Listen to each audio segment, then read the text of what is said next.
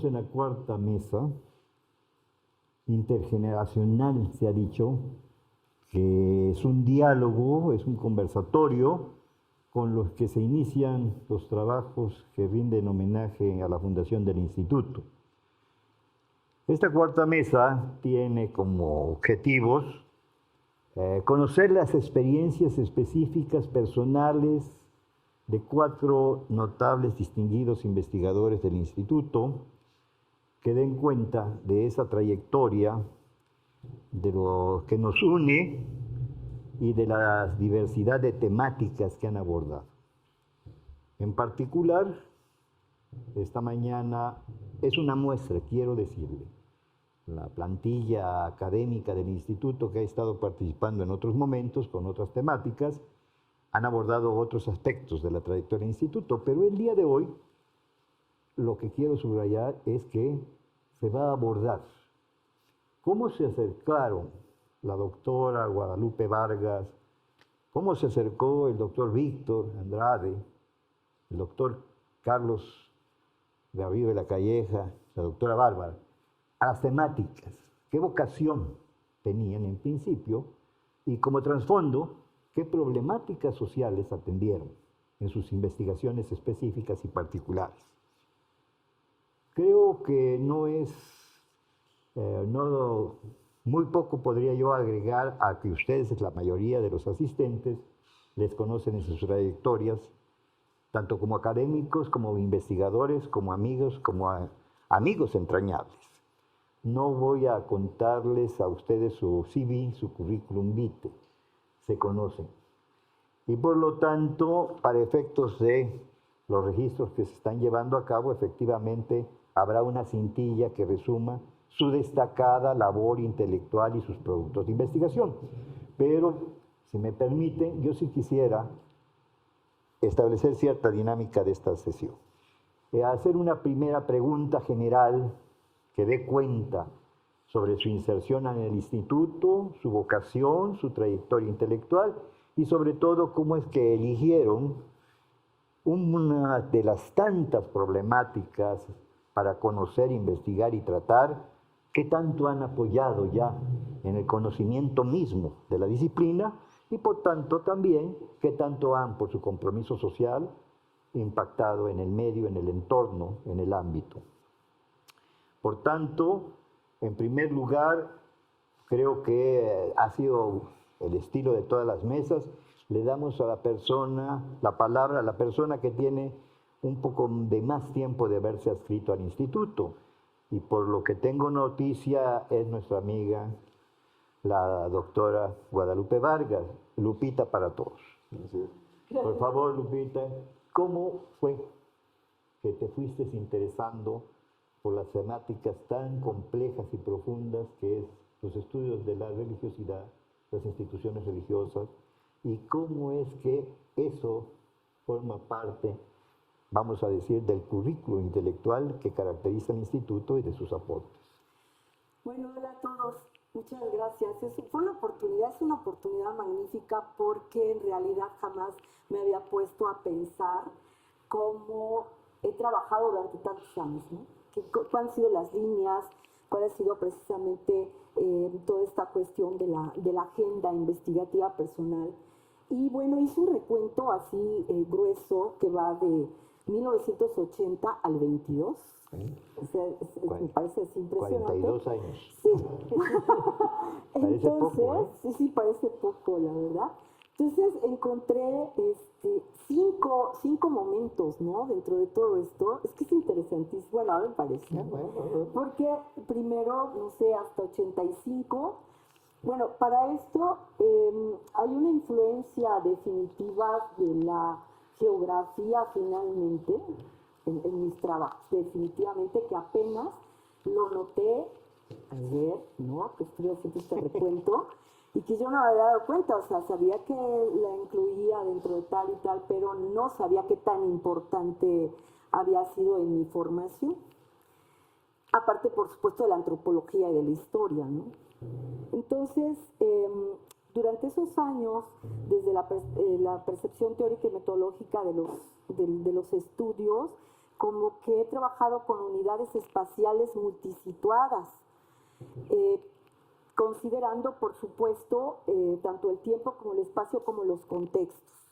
Entonces, este primer momento, hasta 85, trabajo la comunidad, lo local, lo étnico.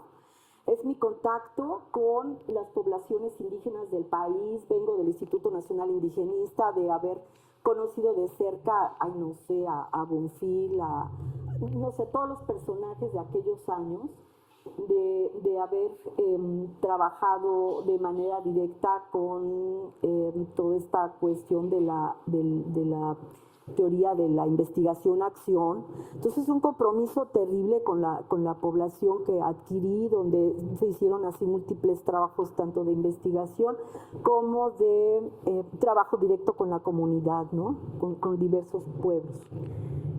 Y ahí es cuando comienzo a trabajar migraciones. O sea, tengo dos grandes temas investigativos, que son las migraciones y después la cuestión religiosa, ¿no? Y siempre la cultura, siempre lo que está vinculado a poder explicarme por qué la gente hace lo que hace a partir de las cosmovisiones. Para mí eso es fundamental. Yo no puedo entender una comunidad, yo no puedo entender un grupo social si no sé cómo piensa, cómo es su memoria histórica, cómo se forma, por qué piensan y hacen X cosa, y esto lo puedo encontrar, o lo he encontrado a través de las diversas formas de concebir el universo de los individuos. He transitado en varias corrientes teóricas. Primero, pues claro que fue el marxismo, y tú fuiste mi profesor introductor en la facultad de marxismo, ¿no? Porque antes era así como estructuralismo y punto. Entonces, claro, toda esta primera parte y todo lo que tiene con las migraciones, ¿no? Pues son trabajos que tienen un fundamento marxista, ¿no? Sí, definitivo. Después, a partir de 86, trabajo lo local y lo regional. O sea, como que de repente surge en aquellos años el interés por lo regional y como que nos damos cuenta que efectivamente que las cuestiones locales trascienden y que es necesario abrir espacios, etc. A partir de 91 ya es lo local y lo global, pero lo local y lo global dentro de estos trabajos aquí está algo que sí marcó verdaderamente mi trayectoria, digamos, intelectual, y fue el contacto con el grupo de trabajo de Varsovia. En estos años es cuando nos invitan a colaborar en este grupo, y cuando año con año empezamos a trabajar y conozco el trabajo multidisciplinario, interdisciplinario, a trabajar con literatos, a trabajar con lingüistas, con historiadores, por supuesto con geógrafos, que era el grupo fuerte, y empieza así como toda una serie de aprendizajes, filósofos, economistas. Era un grupo así de latinoamericanistas, europeos y por supuesto de Latinoamérica, y fue una enseñanza, un periodo muy interesante que se va a reflejar de manera directa en el instituto, por supuesto, porque pues sí comienzo yo con la inquietud de formar otro grupo de trabajo, ¿verdad? Entonces empezamos en principio con la academia, ¿no? Había academias, invitar gente de otras instituciones a hacer trabajos interinstitucionales con pares, ¿no?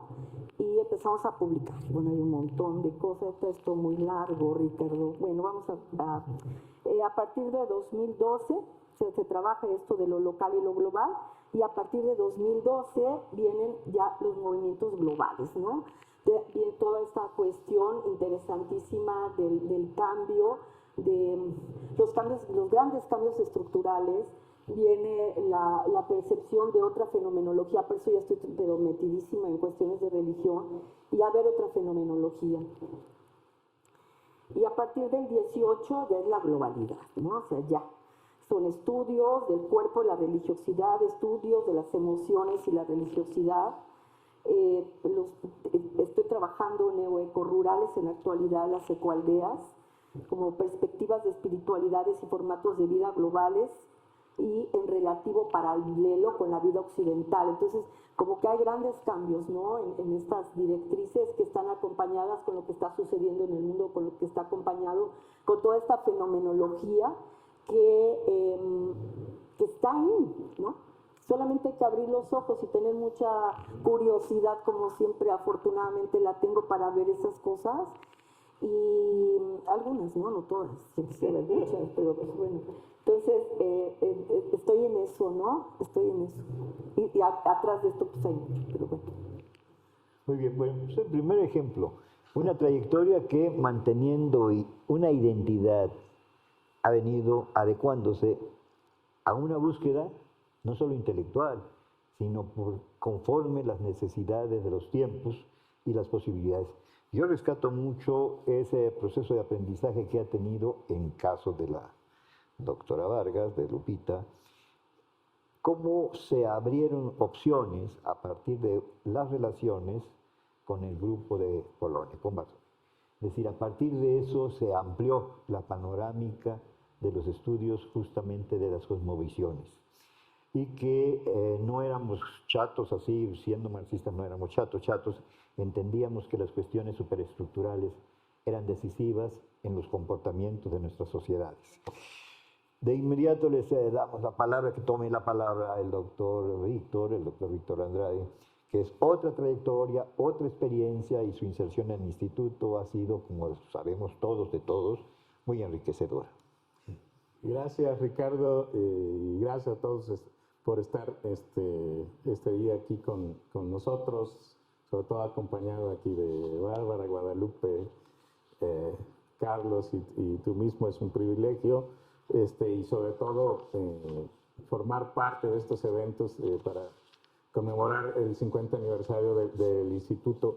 Bueno, pues yo en realidad creo que yo entré después al instituto que Carlos, pero ya se había desarrollado antes, sobre todo en la Facultad de Sociología, ahí más bien mi trayectoria académica como docente, y digamos antes del año 2000 la combiné mucho. Yo provengo de una participación política, ¿no? Tuve entre los años 80 y 90 una fuerte participación en partidos de izquierda, movimientos sociales, al mismo tiempo que estudiaba en la Facultad de Sociología. Después, hacia los 90, me decanté sobre todo por un trabajo como asesor legislativo, ¿no? Estuve varios años colaborando en el Congreso con los diputados primero que eran del PSUM PMS, luego del PRD, ¿no? Y bueno, entonces yo combinaba mucho, en este tiempo apenas estudiaba, y pues en el Congreso se aprende muchísimo, ¿no? Nos tocaba revisar todos los proyectos, las iniciativas de ley, y por lo tanto había que tener una visión amplia de la estructura jurídica del Estado, la revisión de los presupuestos, ¿no? Y ese tipo de cosas. Entonces, de hecho, mi tesis de maestría es en administración pública. Hice una especie de balance de la administración del gobierno de Miguel Alemán, ¿no? Y bueno, estaba ya en ese tránsito.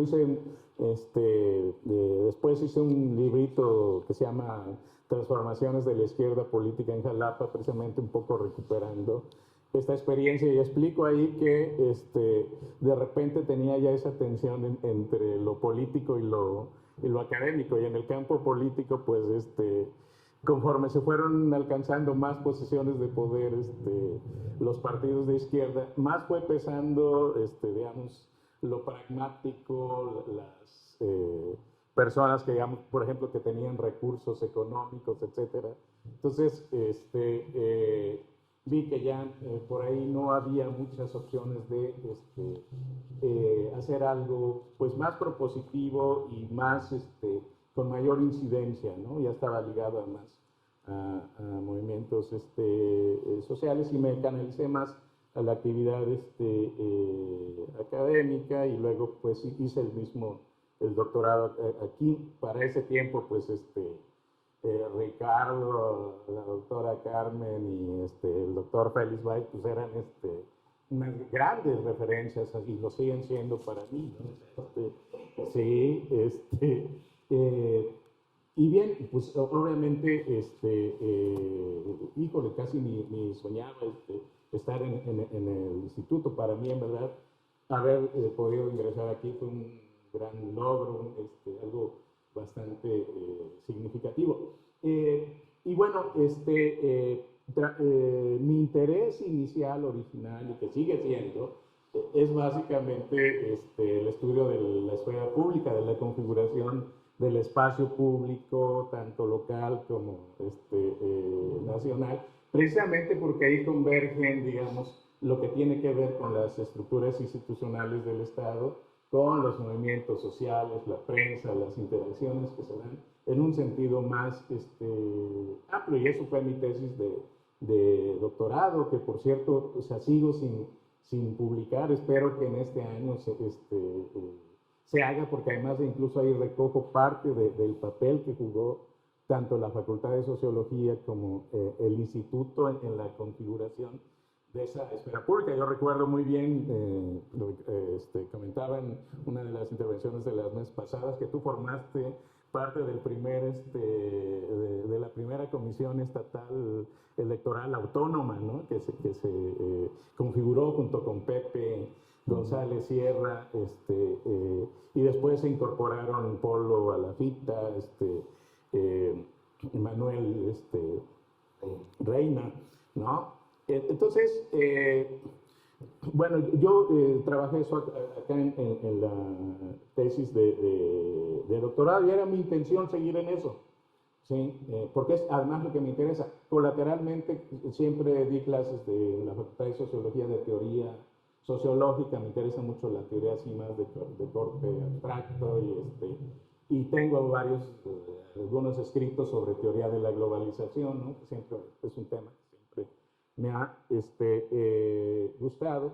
Pero después se vino una coyuntura ya a partir de los 2008, y en ese periodo la cuestión de la violencia, la inseguridad, ¿no? Empezaron a hacer temas que empezaron a llamar la atención. Y luego llegó mi incorporación aquí al instituto en 2012, o sea, es relativamente breve, aunque 10 años atrás había ingresado a la Facultad de Sociología. Y bueno, una vez que ya entrando al instituto nos ganaron muchas otras cosas que tenían que ver precisamente con la emergencia de los problemas del momento, ¿no? Y que era, por un lado hicimos, ahí están afuera, qué bueno que están ahí ya para que se conozcan estos textos. Nos metimos a hacer ya en equipo con Alberto Olvera, con Alfredo Zabaleta, Ernesto Treviño y otros colegas, pues un balance un poquito de lo que estaba ocurriendo en Veracruz, ¿no? En estos volúmenes que se llaman Veracruz en crisis, ¿no? O sea, hicimos una especie de balance en todos los aspectos, con la participación de varios investigadores, tanto de aquí del instituto como de CIESAS, ¿no? En el aspecto económico, en lo político, y las diversas áreas, ¿no? Pero sobre todo se llegó la situación, en ese momento el gobierno federal, dado el crecimiento de los problemas de la violencia y la inseguridad, tenía la política de apoyar a los estados con recursos, ¿no? Para combatir este fenómeno, pero desde la Secretaría de Gobierno, un área que tenía que ver directamente con prevención del delito, tenían un proyecto de que sí les daban recursos a los estados a condición de que hicieran diagnósticos tanto a nivel estatal como municipal, ¿no? Y bueno, se empezaron a hacer muchos trabajos en diversos estados. Había una metodología, trató de hacerse una metodología integral para identificar qué factores estaban incidiendo en este incremento de la violencia, ¿no? Entonces era hacer un diagnóstico integral, los factores económicos, la desigualdad, problemas de exclusión, de discriminación, ¿no? Temas ya más específicos del funcionamiento de las instituciones estatales.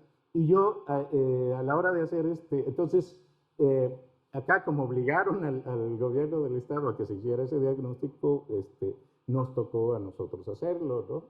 Y nos pusimos a estudiar las metodologías que se habían seguido en otros países, aquí, en otros estados, que había un modelo que había desarrollado INCIDE social, que coordina Clara Justman, ¿no? Ellos habían dado así como un modelo para seguir, y dentro de esos, por ejemplo, venía entonces un ámbito que era el relacionado con la cultura de la legalidad, ¿no?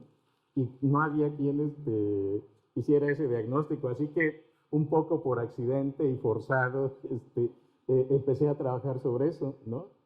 Y empecé a familiarizarme con la literatura y ver las implicaciones que tenía sobre eso, todo eso. Y entonces en el diagnóstico, aparte de formar parte de la coordinación,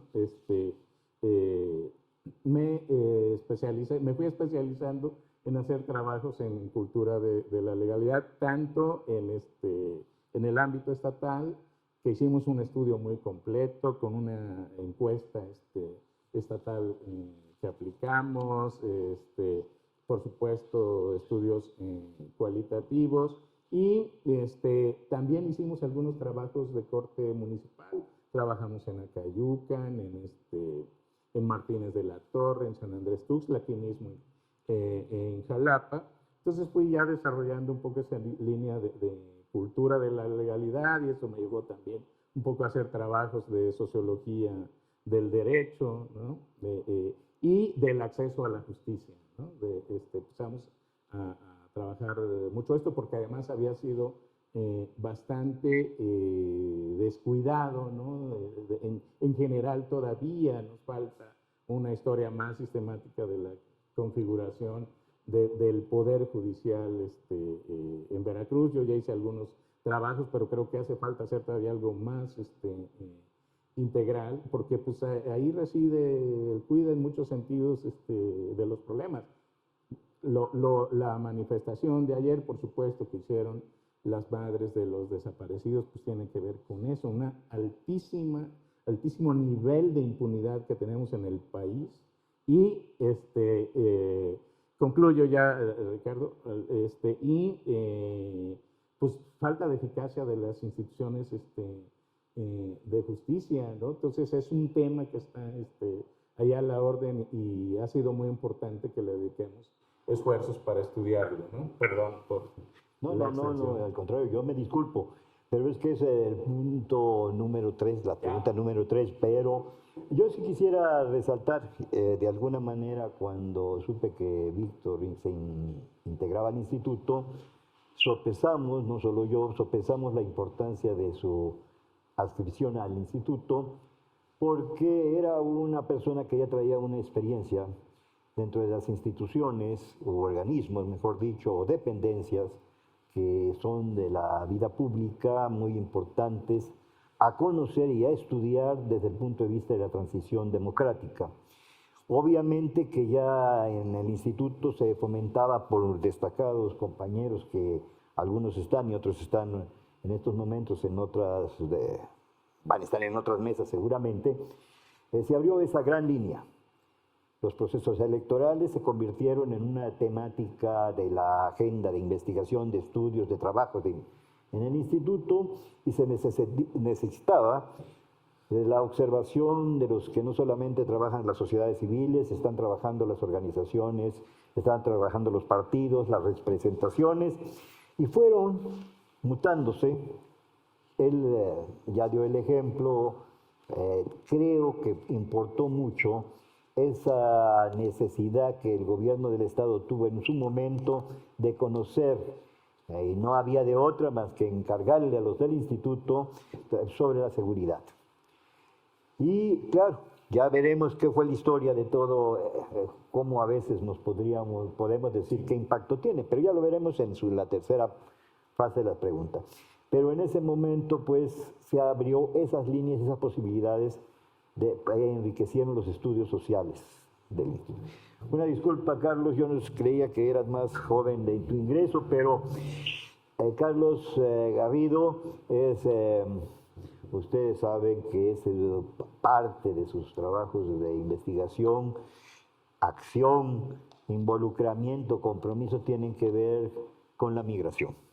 Entonces no voy a dar demasiada de su trayectoria, sigue siendo una persona muy vital, muy entregada, muy comprometida y a veces nos pone en situaciones que clamamos que están en riesgo. Pero felizmente está sano y salvo y muy cabal para darnos su experiencia en el campo de los diversos que ha tratado, pero tienes la palabra, Carlos. Gracias, jefe Corso.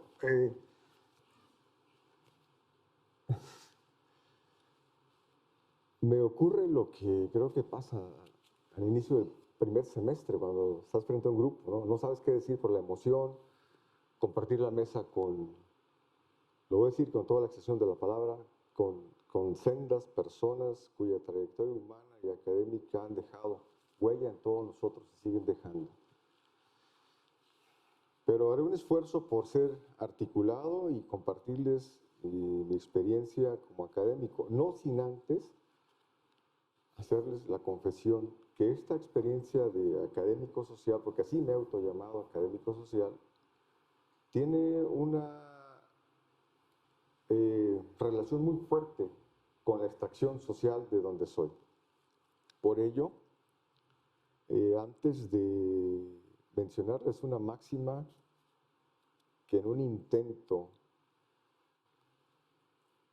de interpretar los textos de Gramsci, me atreví a parafrasear diciendo que investigadoras e investigadores de este instituto no solo tienen el derecho, sino el deber de criticar a la sociedad, de denunciar sus injusticias, su falta de libertad y el conformismo que pueda haber en ella, y de manera conjunta buscar su transformación, camino a la impostergable armonía social.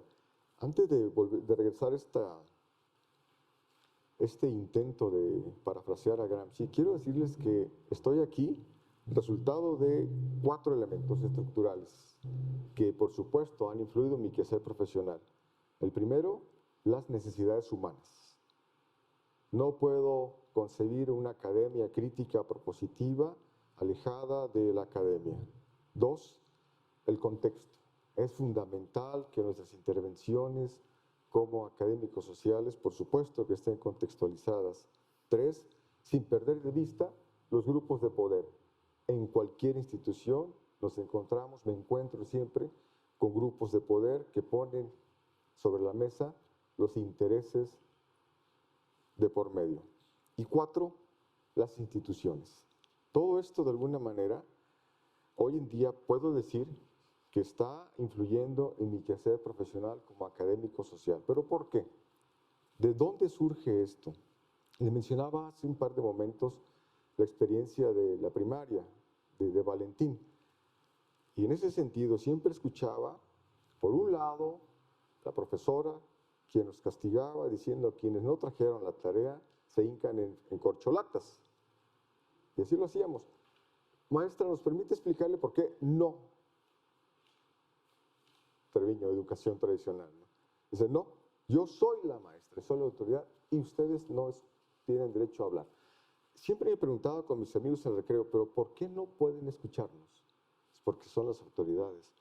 Todo esto para decirles que hoy en día, cuando conozco en la trayectoria de la secundaria, preparatoria y demás, académicos que empiezan a hablar en televisión, el famoso canal 4 Más de Jalapa, y escucho un académico que había regresado de Francia y hablaba de que sí era posible el cambio en la sociedad a través de una perspectiva dialéctica, apoyada en materialismo histórico, social. Dije, yo quiero conocerlo y quiero trabajar eso. Me refiero al doctor Corso. Lo vi en el canal 4 Más, hace muchos años, muchos años. Después conozco otro profesor que empieza a promover la importancia de que las políticas públicas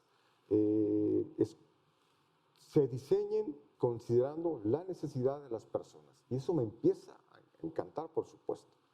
Y después escucho otra profesora que dice la importancia que tiene en todo lo que hagamos de escuchar lo que la gente siente, piensa y hace. Gagnetén, una colega argentina. Entonces, todo esto para decirles que lo que hoy promuevo y hasta cierto punto trato de mostrar con algunos ejemplos de trabajo, de investigación con mis alumnos, es precisamente esto, que sus proyectos de investigación incorporen en sus objetivos, sus propuestas y demás, con una perspectiva de investigación situada, lo que la gente siente, piensa y hace, su discurso. Que no perdamos de vista que de alguna manera lo que hemos estado discutiendo teóricamente como académicos es lo que estos hombres, mujeres de los 70s, 80s promovían, ¿no? Con sus textos, ¿no? Esa transformación social. Creo que todavía hoy podemos lograrla. ¿Por qué? Porque no hemos perdido el principio básico de lo que nos mueve como académicos. Ser personas, ser humanos. Y en ese sentido, mi trayectoria empieza a enriquecerse con personas, con académicos, académicas como el doctor Corso, el maestro Adolfo Manzano Villeda y demás, quienes promueven categóricamente que podríamos esperar un poquito la propuesta de Marx de que el cambio social en los 80s y 90s podía esperar las armas. Todavía podríamos confiar en la democracia, en las instituciones y en la educación. Desde entonces seguimos creyendo en eso, que la educación, es decir, la formación de nuevos cuadros de posgrado con mirada crítica y propositiva, puede hacer la diferencia. Pero insisto, sin perder de vista lo que hoy mi quehacer profesional se ha enfrentado y sigue enfrentándose. Los grupos de poder, instituciones, contextos y necesidades humanas. Con todo esto, llego a la universidad a formarme como trabajador social.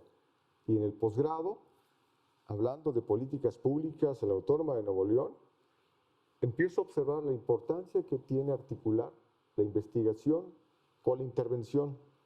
Es decir, podemos hacer proyectos de investigación desde la academia para generar información y que esta información no solamente sea un insumo, sino también permita a los tomadores de decisiones y a la academia involucrarse en un tipo de investigación situada, participativa, con las instituciones y hablar desde un nosotros, desde la alteridad y con la intervención generar acciones colectivas de transformación. Suena padre, pero créanlo que sí es posible, porque en la segunda o tercera pregunta que haga el jefe Corso, les vamos a compartir algunos ejemplos de vida que nos han permitido, si no hablar de un cambio a nivel global o a nivel nacional, sí a nivel de vidas.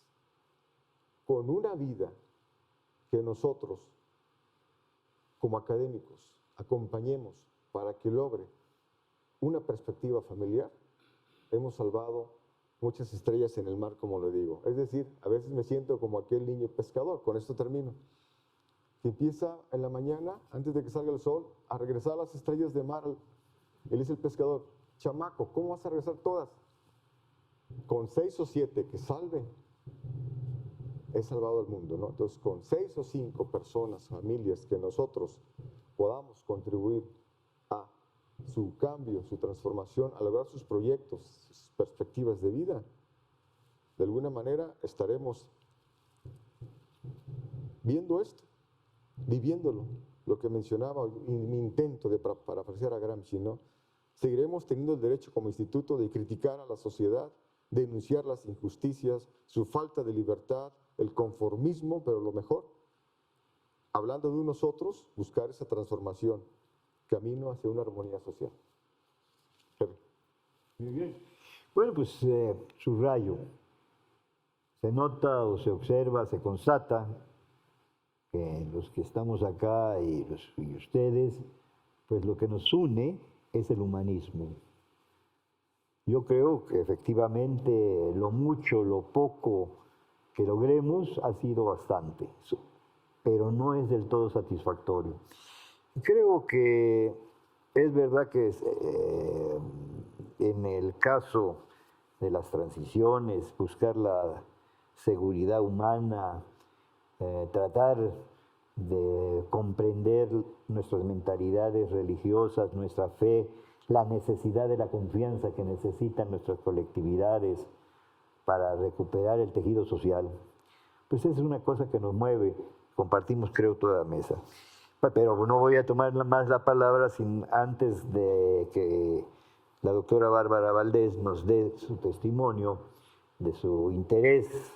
En particular, yo subrayo que su adscripción al instituto ha sido muy positiva, toda vez que se inserta dentro de un grupo de jóvenes que vienen a abordar problemáticas de género en los contextos rurales y que tiene una experiencia que nos va a decir mucho sobre las situaciones que vive la ruralidad o el campo con respecto a la situación no solamente de género, sino esa posibilidad en la que estamos tan empantanados. Gracias, Ricardo, gracias. Bueno, pues yo tengo 7 años que estoy en el instituto, sí, 7 años, entré en el 2014, y bueno, fue muy bonito entrar porque no me la creía, ¿no? Cuando entré, yo dije, qué bueno. Yo venía de vivir en la Ciudad de México, tenía 3 años estuve viviendo allá, y estuve dando clases en la Universidad Autónoma Metropolitana, en un posgrado en desarrollo rural. Entonces, esa experiencia en ese posgrado, pues fue muy, muy buena porque yo me di cuenta del espacio rural, ¿no? De todas las dimensiones que tenía el espacio rural, y eso me gustó muchísimo. Y bueno, estudié la carrera de psicología aquí en la UB, y yo entré así con esa ilusión de que iba yo a dar terapia y todo eso, ¿no?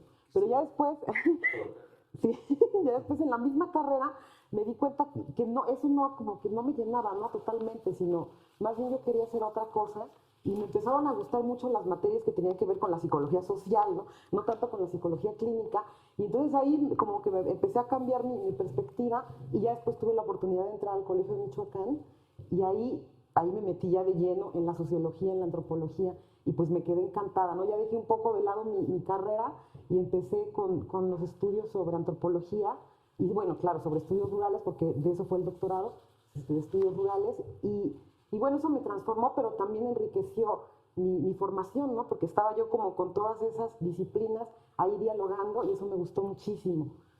Y ya después, en la misma maestría, empecé a leer textos de género. Tampoco en la carrera nunca estuve como muy cercana a los estudios de género, pero ya en la maestría empecé a leer pues a Marcela Lagarde, Noah Butler, y me empecé también como a apasionar por el tema de género, y así hice mi proyecto, ¿no? De género en un espacio rural en Guanajuato.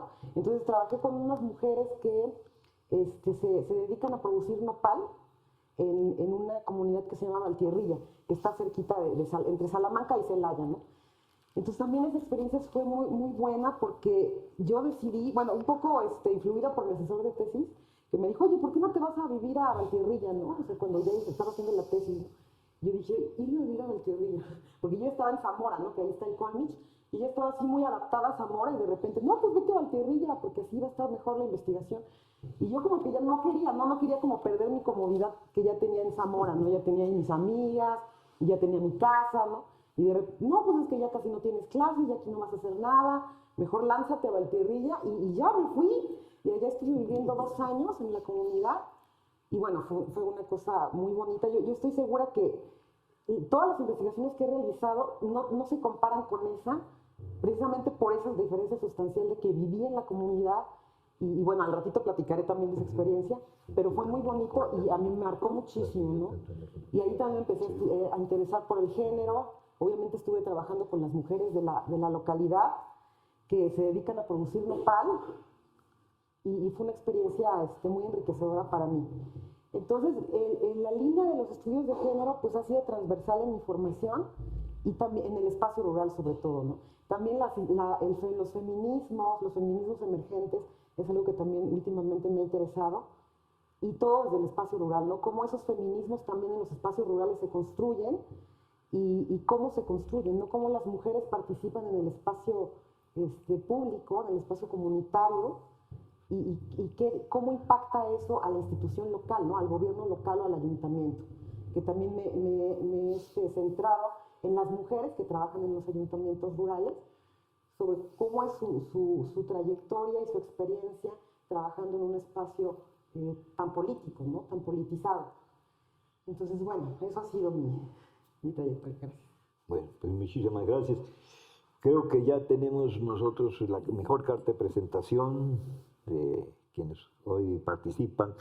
Volvería yo a insistir, si se sentara toda la comunidad del instituto, creo que sería verdaderamente de 2 o 3 días completos de intercambio de experiencias muy ricas, diversas, sobre las causas que nos ha integrado a esta dependencia y sobre lo que hemos hecho y se quisiera hacer. Yo quisiera ya hablar en un tema, un poquito ya salir y entrar a un tema más coyuntural, más en específico, con su experiencia que tiene. La pregunta aborda sobre el estado que guarda actualmente, la manera como se hace investigación y las agendas cada vez más amplias y apretadas y algunas sucintas pero claves de los problemas sociales e históricos. ¿Cómo es que ustedes están viviendo, si ustedes quieren, después de las 2 situaciones más gravosas que estamos padeciendo todavía, la pandemia, que nos hizo que tuviéramos nuevas formulaciones en los comportamientos para acercarnos a los campos o al trabajo de investigación y de estudio, y el otro, el que esta situación que se está viviendo en estas épocas de tanta vulnerabilidad, de tantas turbulencias de todo tipo, ¿cómo están viendo ustedes el proceso de investigación y las agendas que debemos de abordar, sobre todo cuando tienen frente a ustedes la responsabilidad de ser docentes, la responsabilidad de ser sustento de una familia intelectual, no necesariamente física, económico, pero guías ya, con una experiencia acumulada y retos? Lupita, me gustaría comenzar con la experiencia de trabajo de campo, en donde encontré delineadas en este transcurso de años que llevo en esto, y realmente identifiqué 3 momentos que me parecen bien, bien interesantes. El primero, que digamos que cuando el país estaba, entre comillas, en paz, ¿no? En paz, entre comillas, nunca ha estado en paz, siempre ha habido violencia, siempre todo. Pero en relación con la investigación, yo como investigadora podía ir a cualquier lugar y siempre fui a unos lugares apartadísimos, y no había caminos, y no, etcétera, etcétera. Y nunca pasaba nada, la gente, o sea, no pasaba nada. Yo podía ir tranquilamente, no había ninguna, yo sabía que tenía que llevar. A ver, mi formación fue así malinowskiana, el trabajo de campo del 100%, ¿no? O sea, con un profesor maravilloso que ya falleció, que fue Francisco Córdoba, ¿no? Paquito Córdoba, que fue así un profesor impresionante de trabajo de campo. Entonces, era como, tienes que vivir, Bárbara, por supuesto, tienes que vivir en la comunidad, tienes que hablar la lengua, tienes que eran unas cosas terribles, bueno. Entonces, y además, entre más exótico fuera el asunto, más alejado, mejor iba a estar tu estudio. Entonces, pues yo así buscaba lo más alejado, lo más peligroso. Había que andar no sé cuántos días, bueno, era terrible, ¿no? Pero yo era completo, hasta la fecha, sigo sin feliz. Bueno, el punto es que hubo ese gran periodo que terminó justo con Calderón y su famosa guerra. Ahí comenzaron los problemas.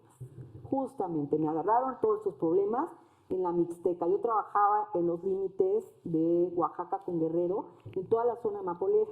Entonces eran los cultivos maravillosos, ¿eh? Se veía lindísimo el campo lleno de flores, lindísimo.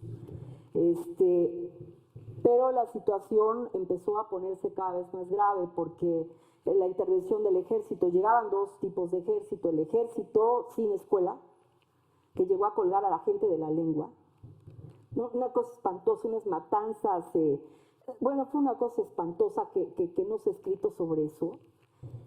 violaciones, saqueos, en fin, y el ejército de escuela, que eran los egresados principalmente de la escuela de Puebla, de la escuela militar, ¿no? De México, que afortunadamente me tocaron esos, ¿no? Afortunadamente. Y bueno, pues llevando cartas de la universidad y eso, bueno, pues no hubo problema, ¿no?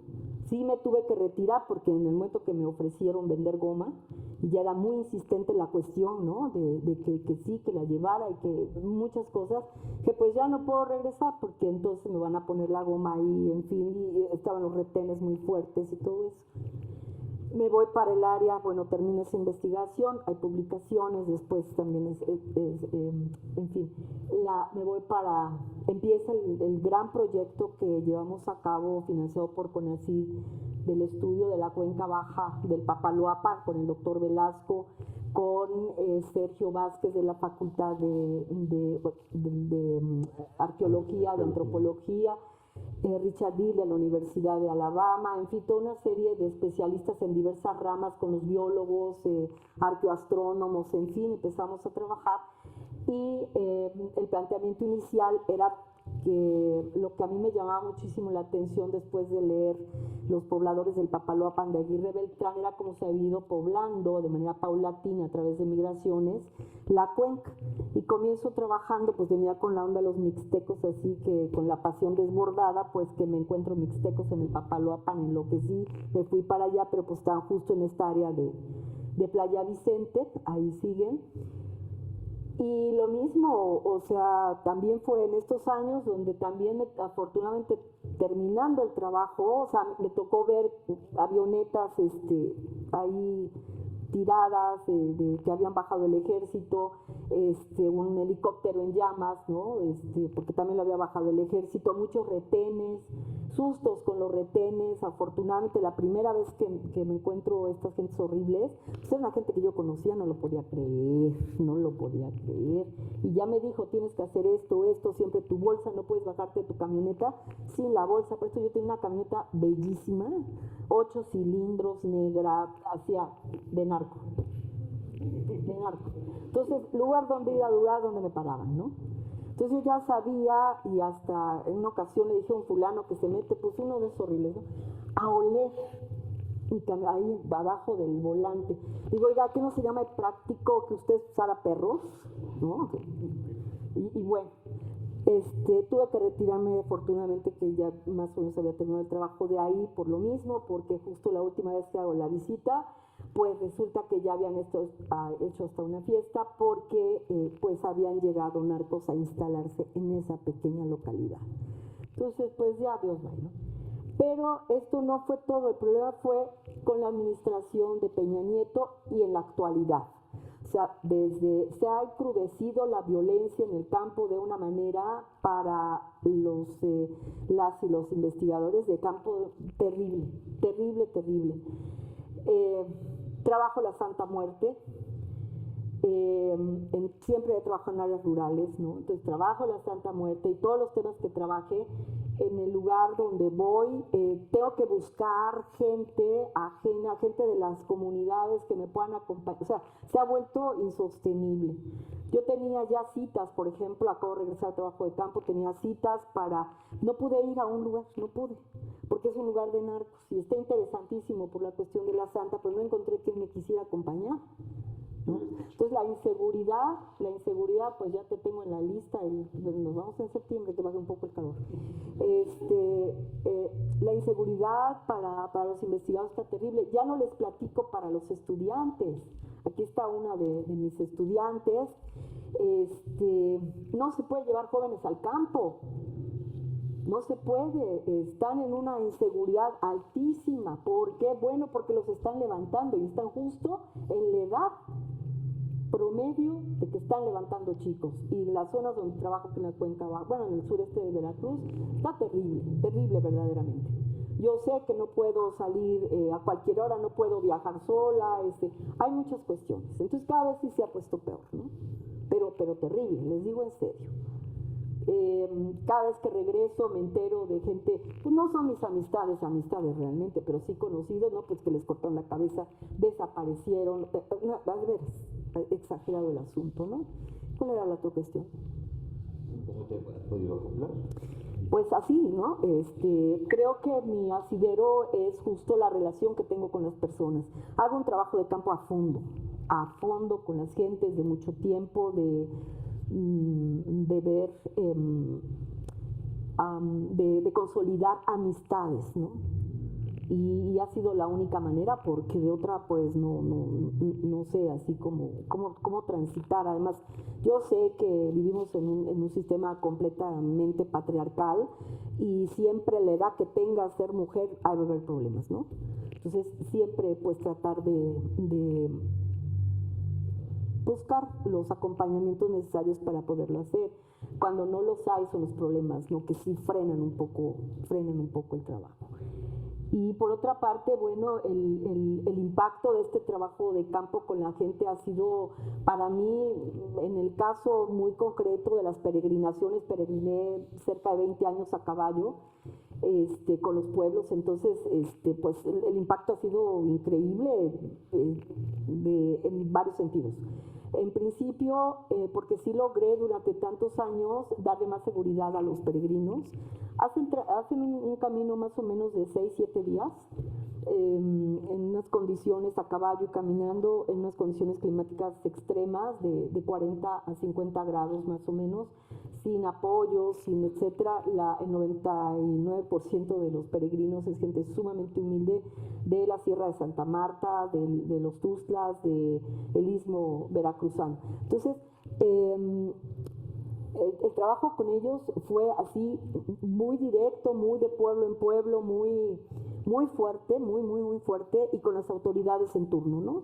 Entonces, al principio era por favor, después, yo llego en la actualidad con los presidentes municipales, usted ya sabe, acaba de entrar, qué bueno, lo felicito, te felicito, suave, pero la obligación de este pueblo es dar apoyo para estos grupos, no sé qué, necesitan medicinas, médico, necesitan veterinarios para sus caballos, necesitan forraje, etcétera, ¿no? Y necesitan, en el caso ya de la sede del santuario, la fiesta para el niño peregrino, que muchos años se celebra siempre, no a los niños, pero pues a los niños de los pueblos, y los niños peregrinos descalzos con ampollas, algunos pateados por los caballos, en fin, pues viendo de lejos todo, ¿no? Y vamos a hacer la fiesta, son unas fiestas maravillosas, ¿no? Ahora, maravillosas. Claro, los niños me aman desde el camino, y Lupita, y ya viene Lupita, va a haber fiesta, entonces pues los papás también me quieren, ¿no? Entonces ha sido un trabajo muy satisfactorio, sumamente satisfactorio, porque pues sí se ven muchos cambios, ¿no? Sí se ven muchos cambios y no todo es positivo. El consumo en las peregrinaciones de drogas es altísimo, de alcohol ni les cuento, y bueno, son los tiempos, y lo que está, por ejemplo, ¿por qué sigo trabajando en religión? Porque no solo la moda que está rodeando todos estos fenómenos de las religiosidades, sino la emergencia de todas las problemáticas que están surgiendo a partir del involucramiento de la religión, de las formas de sentir de los individuos, ¿no? Entonces hay conflictos que tienen que ver con la tenencia de la tierra que están vinculados con la cuestión de la religión. Hay problemas sociales muy fuertes de ciertos movimientos que están vinculados con la religión. Entonces es una forma también de poder entender la sociedad actual, es una forma de enseñar a mis alumnos y a mis alumnas la necesidad de mirar otro tipo de temáticas que no estén involucradas exclusivamente en temas tradicionales, ver lo que está sucediendo, la violencia y la religión, por ejemplo, ¿no? O sea, por ejemplo, un tipo perseguido por la justicia y por los narcos, pues un malandro, ¿no? Llora una noche antes de llegar al santuario, pero como un bebé, porque está arrepentido de lo que ha matado, de lo que ha robado, porque hacía 3 años a los peregrinos mismos con los que peregrinaba les había robado los caballos, ¿no? Llega al santuario, esa misma tarde, entran a su casa y lo asesinan, ¿no? Entonces, hay toda una serie de cuestiones que están vinculadas con pues, con nuestro quehacer, ¿no? Y con la posibilidad de enseñar. Eso es maravilloso, maravilloso, y bueno, pues las publicaciones que están a la par de estas cuestiones. Pues gracias, yo agradezco y creo que todo el mundo ha quedado muy atento, estamos muy atentos por la sinceridad que tiene este diálogo en el cual lo estamos llevando a cabo. Le digo, cada investigador tiene experiencias, pero los riesgos que se están viviendo, se viven en México, sí afecta de manera directa e indirecta las agendas de investigación de los investigadores. Sin embargo, pues aquí está, es una mujer con fortaleza, que yo creo que tiene mucho que ver con las investigadoras e investigadores del instituto. Enfrentan las problemáticas con fortaleza, no solamente intelectual, sino con convencimiento. Y eso sí lo celebro mucho en el caso de Lupita y en particular. Bueno, no sé si usted, ya que te reconoces más antes, pues aunque tengas manos ganas, ¿quién de los dos? Por favor, Víctor. Ok, está bien. Sí, bueno, primero había que decir que precisamente la complejidad de los fenómenos que se vienen presentando en todo el país, en todo el mundo, ¿no? Pero, digamos, en lo que compete a nuestro entorno más cercano, de entrada, precisamente, pues una de las cosas que ha generado es una especie de generalización del uso del trabajo etnográfico, ¿no? Porque pues ahora se hace etnografía de la oficina, ¿no? Etnografía educativa, y por ejemplo para estos estudios de violencia, de inseguridad, de justicia, hay que hacer entonces ese trabajo complejo que es, digamos, analizar, sí, el diseño institucional, las reglas y, digamos, cómo funcionan las instituciones por arriba, pero también por abajo. Es un poco, se tiene que venir trabajando lo que se llama la antropología del Estado, las relaciones más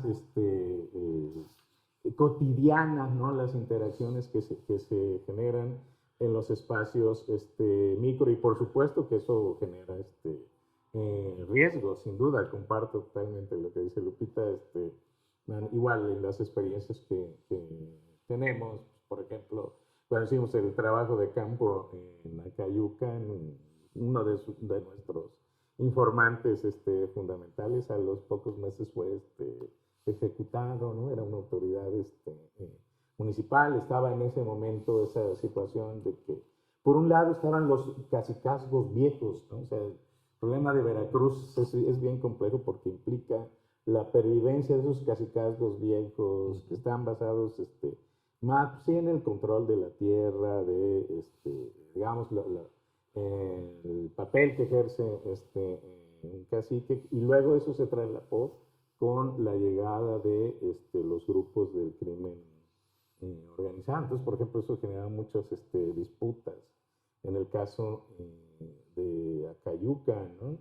Y pues varios informantes, en nuestro caso, han estado también en esa situación. Hemos entrevistado a periodistas, por ejemplo, ¿no? Estamos en una entrevista ahí en Coatza, un periodista que estaba amenazado de muerte, ¿no? Y que incluso estaba bajo protocolo con el mecanismo de protección a periodistas. Y entonces uno está haciendo las entrevistas, a ver en qué momento no llegan y tratan de ejecutar aquí a nuestro amigo, ¿no? Es complicado. Hemos estado en un proyecto, colaboramos, pusimos trabajo de campo en Tabasco, en Chiapas, y acá en algunas regiones de Veracruz y en Tamaulipas, ¿no? Y tanto, sobre todo en el caso de Chiapas como en Tamaulipas, pues es el caso, o sea, porque no estaban, hicimos una entrevista ahí con un notario y un ex agente del Ministerio Público. Entonces, lo que tiene que ver con la cotidianidad de las relaciones, ahí en general en Matamoros, que es la cuna en muchos sentidos del cártel del Golfo, pues lo que platican ellos es que acá las élites locales conviven en estos lugares con estas y en cualquier momento, en cualquier lugar, y llegando a Matamoros, lo primero que nos dijo la persona que nos recibió es que le habían robado su camioneta y el incidente de violencia que había pasado. O sea, porque, como ustedes recordarán, ahí en Matamoros se vivieron actos, ahí tenían muy presente un enfrentamiento que hubo entre miembros del ejército y un grupo de un cártel, pero así, o sea, que las escenas de los Avengers se quedan cortas, ¿no? Y eso está muy, muy vigente en la memoria de las personas, aunque lo han naturalizado mucho, ¿no? El acostumbrarse a vivir eso en un clima de violencia en Papantla, ¿no? Hemos hecho también trabajo de campo, una situación bien difícil, por supuesto, la responsabilidad que se tiene, muchas personas, siempre todos nos piden, la mayoría, el anonimato, ¿no? En sus entrevistas, el miedo de decir las cosas, y esto, por supuesto, siempre genera un sesgo, ¿no? Entonces, y bueno, otra cosa, digamos, ya más de tipo metodológico es que cada vez cobramos también más conciencia de que la investigación de estos fenómenos tiene que ser interdisciplinar, ¿no? O sea, intervienen muchas disciplinas en el estudio de estos procesos y las dimensiones pues son también son flexibles, ¿no? Digamos, lo que hemos trabajado pues por ejemplo, está el asunto del tráfico de migrantes, ¿no? O sea, es toda una cadena que se engarza con lo que estudia Carlos, y eso pues genera redes, a su vez grupos de solidaridad que apoyan a los migrantes, distintas mafias, y hay que tener pendiente esos vínculos. Entonces hay toda una trayectoria desde la frontera con Guatemala hasta la frontera con los Estados Unidos. Y ahí es donde uno ve cómo se articulan esos procesos de cosas que inician en Chiapas y terminan en Guatemala, en Tamaulipas, ¿no? Lo que nos describían ahí, por ejemplo, en Tamaulipas, que tiene que ver con lo de la masacre famosa que ocurrió de San Fernando, o sea, esto por supuesto seguramente ya cambió a estas alturas, pero para el momento, pues los grupos del crimen organizado agarraban a los trabajadores indocumentados que estaban en tránsito de Centroamérica para que los obligaban a trabajar en algunos ranchos ahí en Tamaulipas, cerca de la frontera, los tenían ahí mientras los pasaban, ¿no? De hecho, eso fue, digamos, una de las causas de la masacre de San Fernando, pero una práctica muy regular, ¿no? Lo que nos decía un notario, igual, pues como ya de repente los notarios se habían convertido en un actor principal, porque pues llegaba la persona, alguien del crimen organizado con una persona que les decía, a ver, te va a escriturar vamos a escriturar el rancho a mi nombre, vamos a hacer aquí una transacción. Testimonios ahí directos. Algunos incluso ni siquiera los podemos meter en el informe final. Tenemos ahí nosotros acumulaste una serie de testimonios que realmente nos darían idea de otra dimensión. O sea, creo que a veces no tenemos idea, no logramos tener a cabalidad qué tan descompuestas están las relaciones y hasta dónde en Jalapa, en las ciudades, estamos en una especie de burbuja que no alcanzamos a percibir el grado de descomposición, ya extrema violencia que están viviendo las personas, en donde el Estado ya en muchas regiones, en efecto, está perdiendo el monopolio de la violencia legítima y hay muchos órdenes contrapuestos, ¿no?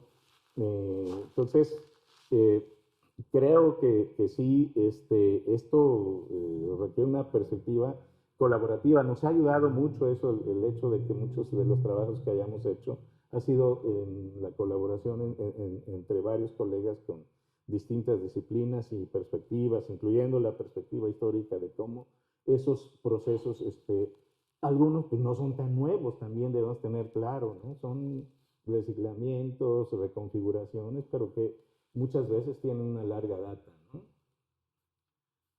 Gracias. Pero siempre deja uno puntos para concatenar con el siguiente ponente, pero yo sí subrayo. En la experiencia de Víctor, de la doctora Vargas, de Lupita, y vamos a oír Carlos, sí. Está, a mi juicio, acoplándose los procesos de investigación, tomándose con ciertos cuidados y precauciones de vidas humanas, obviamente, frente a problemáticas históricas y muchas emergentes, pero que están casi todas tienen lo que es en estos momentos una vulnerabilidad, un riesgo. Y si nos toca en una institución donde vemos los procesos de investigación de una manera holística, buscamos que fueran lo más interdisciplinarias y multidisciplinarias posible. Dicho de paso, por ejemplo, los historiadores, a partir de todas las situaciones horribles que se han pasado en las últimas décadas en este país, cómo se volvió una necesidad la recuperación de la memoria, los espacios para recuperar esos hechos que no tienen nombre pero fueron reales o son reales y se han perdido muchas vidas, mucho. Y entonces los historiadores tenemos una función, valga la expresión, en tiempos en los cuales la sociedad está clamando. Pero pues dejo esos discursos para dentro de un momento. Carlos, ¿cuál es tu experiencia en este respecto? Respecto bien. En algún momento creo que algunos colegas me llaman atrevido, ¿no? Pero más que atrevido, me gusta compartir ciertos sentimientos y emociones que fundamento con experiencias previas, ¿no? Al respecto, quisiera poner sobre la mesa que lo que hemos vivido en trabajo de campo nos da los elementos y argumentos suficientes para proponer ante nuestras autoridades universitarias tener un papel fundamental ante la total indefensión que nos encontramos en campo. Es decir, otras universidades toman cartas al asunto, legislan al interior de su propia institución formas de protección de sus profesores, sus médicos, sus antropólogos y demás. Vamos un poco hacia Estados Unidos. Tienen todo un protocolo que incluso en los condados, tanto Treviño sabe de qué estoy hablando, tanto los policías como los médicos y los profesores universitarios son respetados y protegidos, no te metas con ellos. Y esto lo recuerdo porque precisamente en un trabajo de campo, no voy a hablar tanto porque están filmando y grabando, pero en un trabajo de campo, yo recuerdo que entre un Spanglish muy claro decían, it's like if he were a FBI, as a fucking professor. ¿De qué estaban hablando? De mí. ¿Por qué?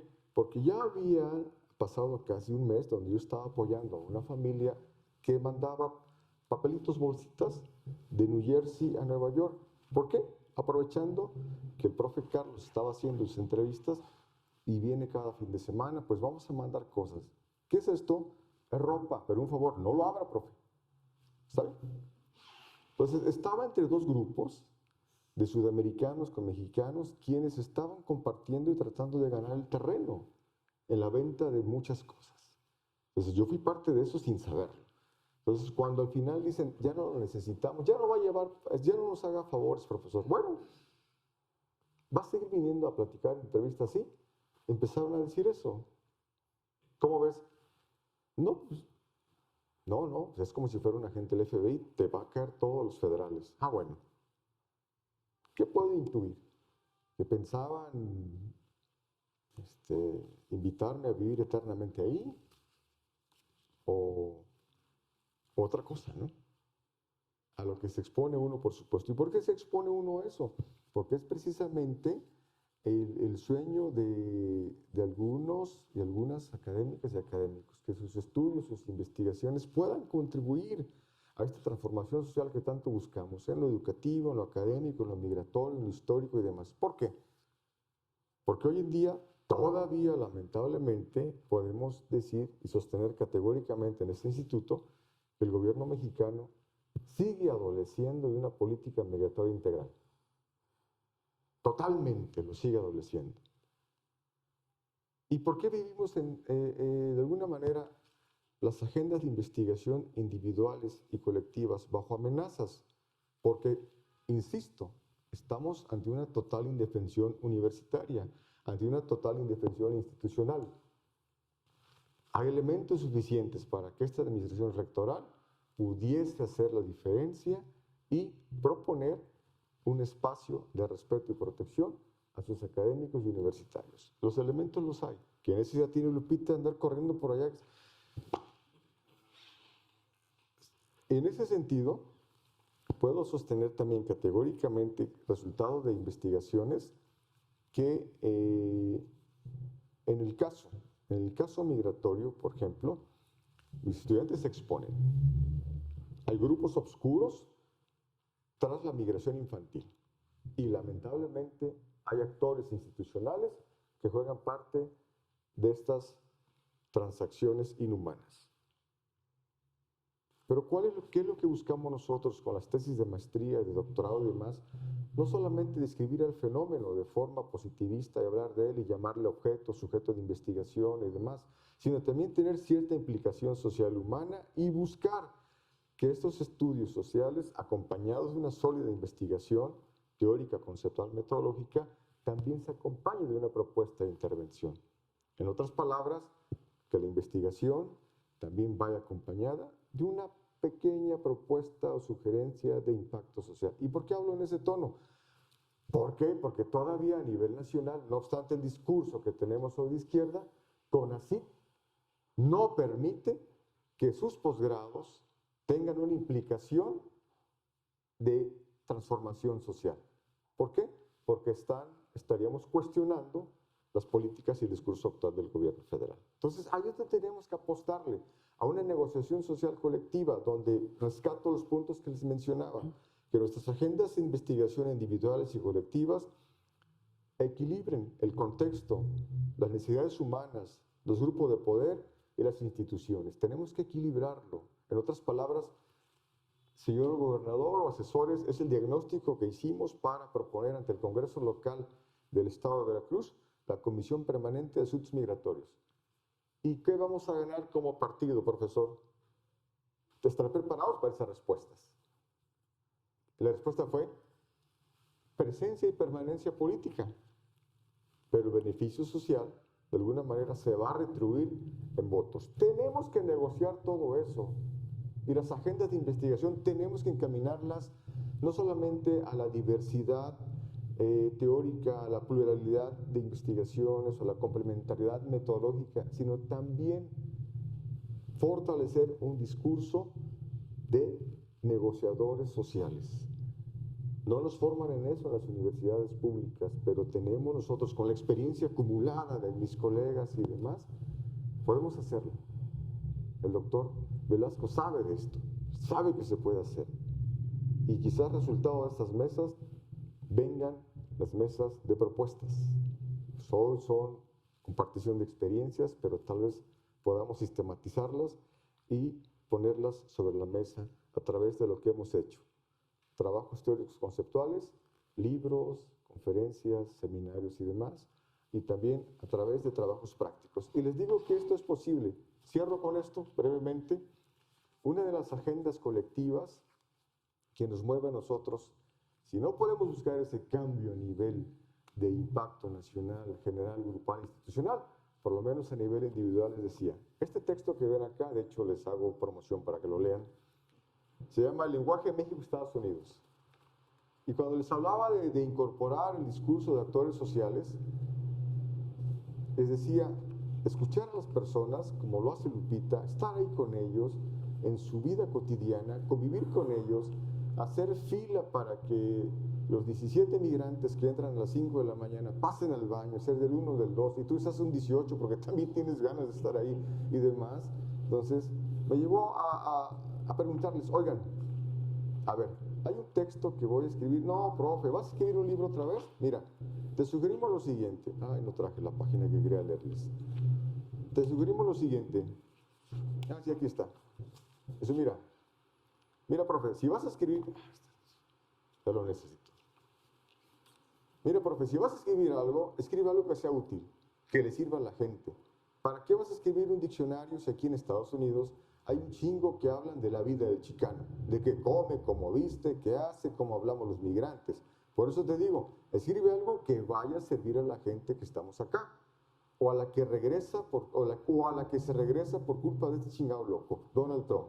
Entonces, en este texto, después de publicarse en el 2018, yo me quedé sorprendido porque estos líderes migrantes lo difundieron. Y de repente empezaba en el teléfono a recibir llamadas de fuera de área, fuera de área, fuera de área. Pues, ¿cuál es mi sorpresa? Dije, ahora te aguantas, andas ahí de sonsacador social. Es que me hablaban algunas familias para decir, profesor, ¿cómo puedo hacer para que mis hijos tengan la doble nacionalidad? Aquí está esto, ¿no? Ah, pues mira, dame un par de horas y te regreso la llamada. Lo que mencionaba Víctor, el trabajo interinstitucional, el trabajo interdisciplinario. A ver, dirección de migrantes, mira, soy el profe Carlos, sí, te conocemos, el criticón de siempre, mira, tenemos esto. Ah, pues vente para acá, trabajamos. El trabajo de la agenda de investigación individual y colectiva se estaba transformando en una agenda interinstitucional, negociando con estas personas, negociando con las instituciones para volcar estos aportes sociales acá. Por último, en esta ronda, profe, usted dice que hay un programa que trae a los viejitos para acá, almas veracruzanas. Tengo más de 20 años que no veo a mi mamá. ¿Puede venir? Ups. Sí, déjame averiguarlo. Pero otra vez, platicar con instituciones. Y sí, es un programa que precisamente a madres y padres de migrantes veracruzanos, con más de 15 años de no verlos, pueden aplicar para visas humanitarias. Eso es lo que de alguna manera enriquece las agendas de investigación de nosotros en históricos sociales.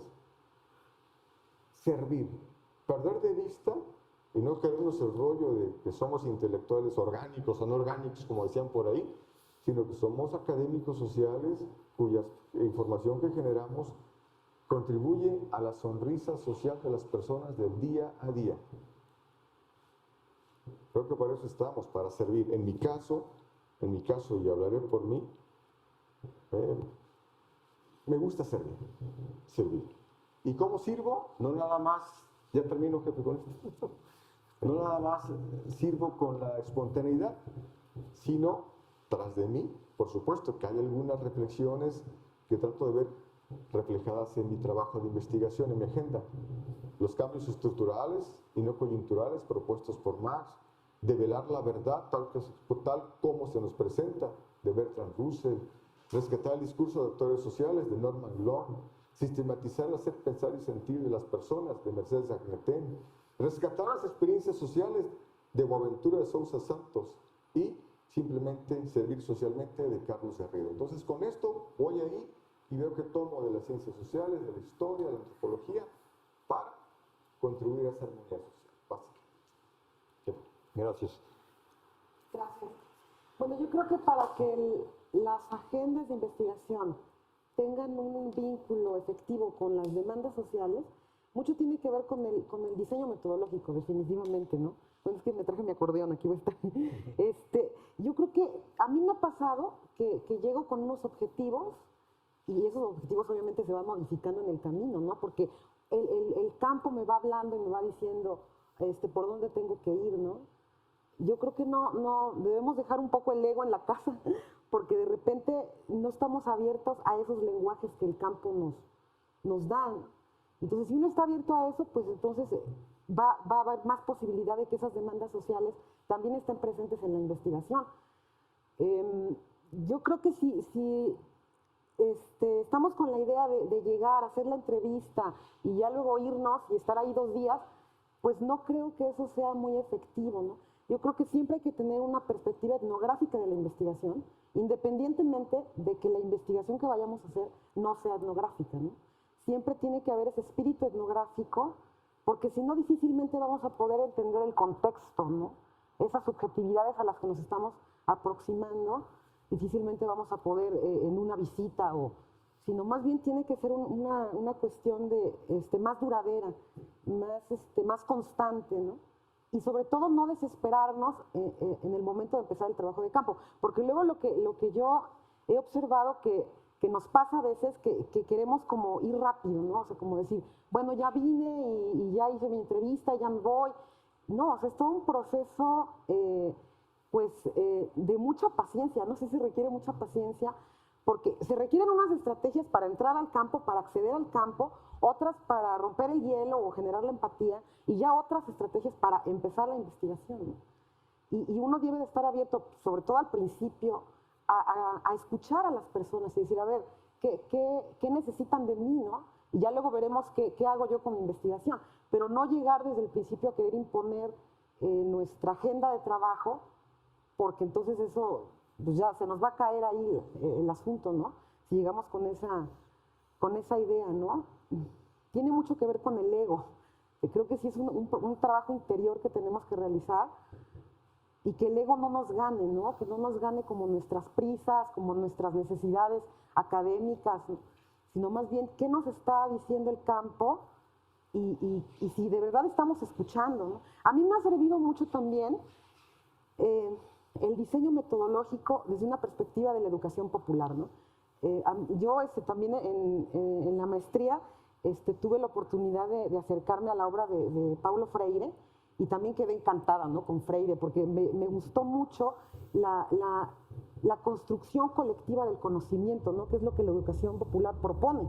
Entonces, eso es lo que yo he tratado de hacer en mi metodología, tratar de hacer como ejercicios participativos en donde esa construcción del conocimiento sea plural y sea colectiva. Entonces, un dispositivo que me ha ayudado muchísimo son los talleres participativos, para hablar sobre las relaciones de género, sobre la violencia, sobre las mujeres en el espacio rural, todo eso. Y creo que eso ha sido muy, muy bueno. Ya después, claro, he hecho entrevistas, también he hecho algunas historias de vida, pero en principio el asunto de los talleres, desde esta perspectiva de la educación popular, me ha servido mucho para romper ese hielo y entrar al campo de otra manera, no de una manera tan invasiva, ¿no? Y sin esa inmediatez de que requiere las necesidades que tenemos en la academia, ¿no? Creo que eso es bien importante. Y lo de la perspectiva etnográfica, insisto en eso, porque tenemos que estar conscientes también que nosotros somos también sujetos de escrutinio, ¿no? O sea, también nosotros somos observados en el campo, y eso es bien importante, ¿no? Cómo somos observados por los actores sociales, qué ven en nosotros, ¿no? ¿Qué piensan de nosotros? ¿Qué impresión les damos? Porque eso también es muy importante a la hora de establecer esas relaciones o esa comunicación con los actores. ¿Cómo te ven, no? Las investigaciones que he hecho, yo siempre parto de la idea que no es que tengamos que esconder nuestra postura política, ¿no? Sino al contrario, o sea, comunicarla y trabajar con eso, ¿no? Yo, por ejemplo, siempre que hago trabajo de campo, siempre digo que soy feminista, ¿no? Digo, no es que yo soy feminista. Y esa enunciación ha sido un material para el trabajo etnográfico, ¿no? Ha sido un material de análisis en sí mismo, porque pues obviamente las reacciones ante eso ante esa declaración, pues son muy diversas, ¿no? Mientras las mujeres siempre están como con la curiosidad de saber qué significa realmente eso de ser feminista, pero y los hombres, pues una barrera, ¿no? Bueno, también tiene que ver porque yo siempre he trabajado con mujeres, pero con los hombres sí me ha pasado que les digo que soy feminista y sí hay así como una distancia, ¿no? O sea, como de, sobre todo con los hombres solteros, con los hombres jóvenes, ¿no? De las localidades en las que he trabajado, porque me he relacionado más con los maridos de las mujeres con las que he trabajado, porque obviamente hay esa empatía, ya me conocen por sus esposas y es más fácil, ¿no? Pero con los hombres así solteros jóvenes, sí me ha tocado de que me dicen, entonces eres feminazi, ¿no? Y eso, pues sí, obviamente es algo que de entrada pues sí molesta, ¿no? Y sí dan ganas así como de responder, ¿no? Yo a veces soy así medio reaccionaria, pero no, o sea, también he aprendido a ver por qué, discutir más bien el asunto, más que ponerse en esa actitud reaccionaria, decir, a ver, ¿por qué utilizas esa palabra? ¿O por qué piensas eso, no? ¿O qué piensas del feminismo? Y eso también me ha ayudado a mí como un material de la interpretación. Muy bien, muy bien. Gracias. Vamos a ir ahora sí cerrando con un último comentario, más que incluso pregunta, es un comentario. Muy recientemente en la Ciudad de México se clausuró, no sé qué número ya, del Foro Social Mundial, y en una mesa tocó la discusión que coincide con lo que estamos esta mediodía ya, comentando. ¿Cómo se comportan los investigadores, los académicos, los intelectuales, los humanistas, los estudiosos en situaciones de alta tensión? ¿Cómo es que han surgido nuevas problemáticas emergentes a las anteriores que ya se traían arrastrando? ¿Y qué está pasando? Se preguntaron en la mesa, en situaciones como México, como Colombia o como en otras latitudes. Cómo se está acoplando la vida académica, intelectual, las tareas de investigación, de aportar conocimientos que tengan vinculación con las problemáticas y que a la vez se enriquezcan los propios saberes de las propias disciplinas. En ese sentido, yo les repito esa pregunta de que primera cosa que se señaló en la mesa como un reconocimiento a las academias, a los intelectuales, a los investigadores, es la confianza. Es decir, pese a lo que pese a uno, está aquí uno enfrentando vicisitudes no solamente del entorno de inseguridades, etcétera, etcétera, etcétera, que aquí ha sido muy ampliamente tocado, sino también a situaciones de tensión en el mundo intelectual, en el mundo académico, entre los pros y los contras, frente a las políticas actuales, frente a las restricciones institucionales, frente a las posibilidades institucionales de cambiar.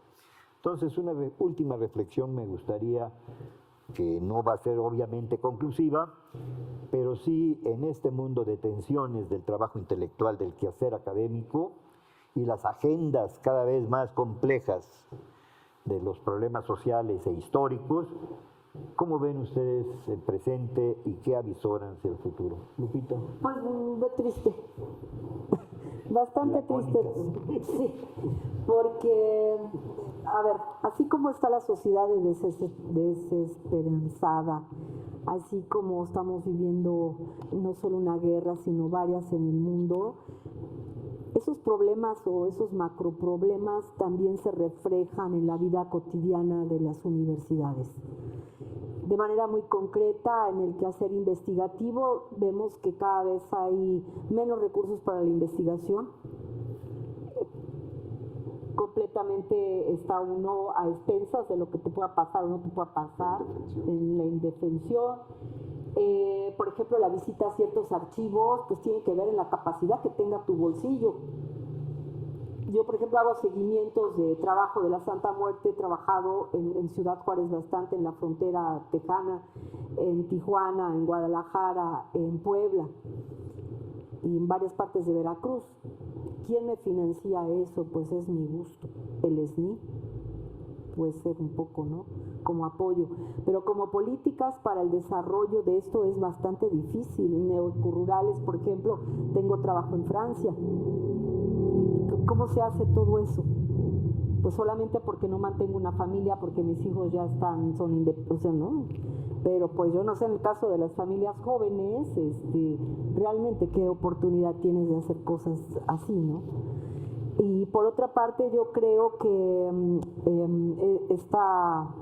no sé, lo que se ha entendido o lo que se está trabajando hasta ahora en términos institucionales de política está bastante incierta, porque como que no hay certidumbre en realidad para mayores apoyos en términos de publicaciones, por ejemplo, que ha sido la explosión a partir de los años 90 de la expansión de los medios masivos de comunicación y el acceso social a estos, pues nos ha permitido muchas cosas, y entre ellas justo lo de las publicaciones digitales, o tener acceso como investigadores a publicaciones en bibliotecas donde han digitalizado miles de materiales, ¿no? Pero de otra forma, o si yo quisiera, por ejemplo, yo me quedé con muchísimas ganas de ir al archivo de Indias, digo, ¿por qué no? La del Vaticano. ¿Quién financia esto? Ah, es un proyecto con el CID. Ajá. Entonces, yo lo veo bastante, que estamos viviendo pues una etapa, yo quiero pensar, soy muy optimista, transitoria, entre lo horrible y a lo mejor hay por ahí una luz, no sé cuándo, ¿no? Porque no, se habla acerca, por ejemplo, hay un problema súper difícil, grave, que se enseña en las universidades, ¿qué le estamos enseñando a los estudiantes? Como dicen precisamente tus expertos en información, por no decirles informantes, ¿les va a servir de algo lo que están estudiando en la Facultad de Historia? ¿De qué les sirve? ¿Dónde está su futuro en antropología? En las humanidades en general, no sé en otras, pero en estas, ay sí, fíjate, hazte el doctorado y después pues a ver si tienes suerte, ¿no? Así a nivel de, no suerte, porque todo se elabora, se trabaja, pero no hay un futuro real, no siento que está desfasada la enseñanza o los contenidos con las situaciones que estamos hablando. No hay un desfase entre las realidades nacionales e internacionales y lo que se está trabajando, lo que se está estudiando. Porque si vemos los programas de estudio, pues están así como pues antiguos, ¿no? Los posgrados, pues un poquito pasa por lo mismo. Entonces, bueno, creo que estamos en una situación de crisis real. Y en una crisis, pues no podemos hablar de... Sí, claro, o sea, yo reconozco, yo agradezco muchísimo al instituto porque me ha dado todas las posibilidades para hacer lo que hago, ¿no? O sea, por supuesto, o sea, así como tenemos muchos apoyos en términos de tiempo, en términos de que no tengamos la obligatoriedad de estar, sino de ser, ¿no? Eso es invaluable. Entonces, en ese sentido, yo creo que sí hay muchas cosas que agradecer, pero también tenemos muchas cosas que están pendientes y que sí obedecen a quizás situaciones que están más allá de las posibilidades de lo que yo quiero hacer o de lo que nosotros en un conversatorio podemos decidir hacer. Por supuesto. Esa reunión en el foro fue un llamado a la imaginación, imagínense. A la imaginación de cómo vamos a aprovechar una cosa muy tildada que se dice de lo que significa crisis en chino, que también significa oportunidad.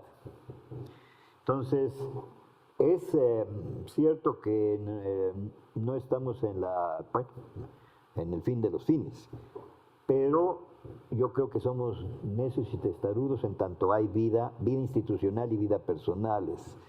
Y yo creo que ahí sí hay ciertas esperanzas, pero bueno, ya estamos haciendo ciertas conclusiones. Me gustaría mucho que... Sí. Gracias, Ricardo. Bueno, algo que también quisiera apuntar, en general en México la cuestión de la rendición de cuentas no avanzó mucho, pero más o menos se había institucionalizado ya, ¿no? Digamos, el deber que tiene el Estado, los funcionarios públicos de informar de lo que hacen, de que esté disponible la información de los recursos, de los programas, y que muchas veces es uno de los insumos fundamentales que nosotros como investigadores tenemos, ¿no? Pues en ese sentido, por ejemplo, creo que está habiendo un retroceso, ¿no? Es cada vez más el número de solicitudes de acceso a la información que se deniegan o que se dice que no hay información disponible, ¿no? De por sí en general, y Veracruz es un caso extremo, o sea, por ejemplo, los gobiernos municipales no cumplen con el mínimo de obligaciones que tienen respecto del acceso a la información, ¿no? Mucho menos tienen archivos, etcétera. O sea, por ejemplo, eso es un problema porque en los últimos años, y esto se ha recrudecido con este gobierno, hay que decirlo, o sea, es más difícil el acceso a la información, ¿sí? Entonces, ese es un problema. No se diga, por ejemplo, en el ámbito judicial, o sea, por ley de transparencia, las sentencias deben ser públicas, ¿no? O sea, debe estar ahí un sitio donde deben publicarse las sentencias. La inmensa mayoría de los tribunales superiores de justicia o los organismos locales de justicia no cumplen con esa norma.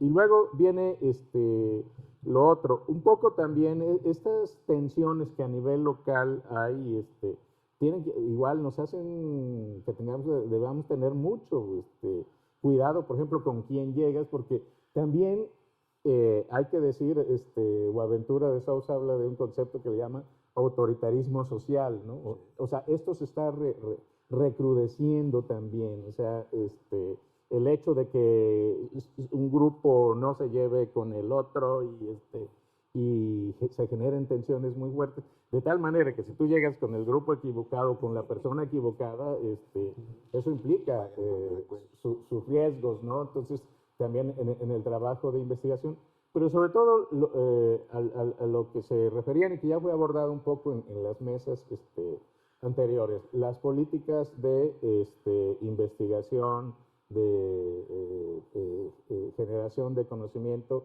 del Estado, ¿no? En México está muy rezagado en ese sentido, comparado incluso con países de América Latina, o sea, nosotros tenemos la mitad del porcentaje del PIB que se dedica a investigación y generación de conocimiento de Brasil, por ejemplo, ¿no? Y nos superan muchos otros países, Chile, Colombia, destinan mucho más de su presupuesto para investigación. Y eso ya es una restricción. Y aparte, y ya lo otro tiene que ver con las políticas, con los criterios que en los últimos años se vienen dando. Por ejemplo, se está dando, digamos, se está generando un discurso en el que quieren casi más bien hacer equivalente la investigación con la intervención, con, o sea, casi con la militancia social, ¿no? Y si tú no haces ese tipo de trabajo, digamos, los proyectos son excluidos o son considerados inútiles, porque sí, está bien que el conocimiento sea útil, pero también no hay que exagerar la nota, porque también de repente ahí hay criterios, o sea, de repente se está fomentando mucho, y conocemos ya de varios casos, es decir, que sean proyectos orientados entonces directo a incidir en la comunidad, o sea, pero a veces no necesariamente se tiene que hacer eso, ¿sí? Y luego lo otro, a su vez, es, aún cuando se den los apoyos, por ejemplo, muchas de las cosas que hemos hecho nosotros, hicimos un plan de prevención también derivado del diagnóstico, no hicimos el diagnóstico, no solo hicimos el diagnóstico, sino también un plan de prevención. Pero lo que hizo la autoridad es lo quería nada más como requisito, porque si no, no le daban el resto de los recursos, ¿no? Entonces también ahí hay un problema porque se está generando se puede generar mucha información, mucho conocimiento y que pueden servir incluso ya propuestas directas de políticas públicas, pero a la autoridad no les interesa implementarlas, ¿sí? O sea, porque trastocas intereses, porque tendrían que de entrada reconocerse problemas que no se quiere que se reconozcan, ¿no? Entonces, o sea, incluso algunos que ni siquiera son responsabilidad de ellos, pero, y aquí es donde entra lo complejo, la complejidad, o sea, porque los problemas son muy amplios, o sea, el problema, por ejemplo, de la justicia, la inseguridad, de entrada es estructural, ¿en qué sentido? Que no hay suficientes policías, no hay suficientes jueces, no hay suficientes agentes del Ministerio Público, hay una infraestructura débil. ¿Por qué? Porque se dedica poco presupuesto a ese rubro. México igual en ese sentido, comparativamente con otros, está muy por debajo de los estándares que se requieren. Y a su vez eso nos lleva al otro problema también. Es que igual el gobierno no le da prioridad a eso porque en México se capta un 17% del Producto Interno Bruto como gasto estatal, ¿no? O sea, la captación fiscal es extremadamente baja. Chile, que se considera un país neoliberal, capta el 28%.